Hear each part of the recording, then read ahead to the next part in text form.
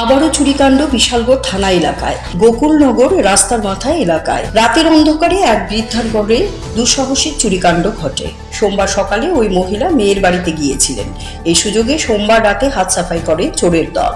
মঙ্গলবার সকালবেলায় ওনার পুত্রবধূ দেখতে পান ঘরের দরজা জানালা ভেঙে রয়েছে। পরবর্তী সময় পুত্রবধূ আশেপাশের লোকজনকে খবর দেন। দেখা যায় ঘরের সমস্ত জিনিসপত্র লণ্ডভণ্ড হয়ে আছে, আলমারিও ভাঙা। ওই বৃদ্ধা অভিযোগ করেন নগদ টাকা সহ কিছু স্বর্ণালংকার নিয়ে গেছে চোরের দল। এ বিষয়ে বিশালগড় থানায় লিখিত অভিযোগ জানানো হয়েছে। বিশালগড় থানা এলাকায় প্রায়ই কোথাও না কোথাও চুরির ঘটনা ঘটে। অধিকাংশ ক্ষেত্রে পুলিশ চোর ধরতে ব্যর্থ বলে অভিযোগ। আরে কালকা সকালবেলা আমি মায়ের বাড়ি গেছিলাম।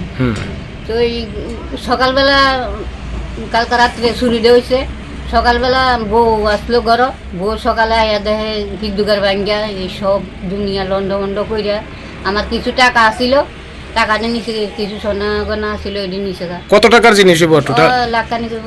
আচ্ছা, পুলিশ খবর দিয়েছেন নি? ওখানে দিছি না, ওই অ্যাপ্লিকেশন লিখে ওখানে পাঠাম। কোন জায়গা এটা?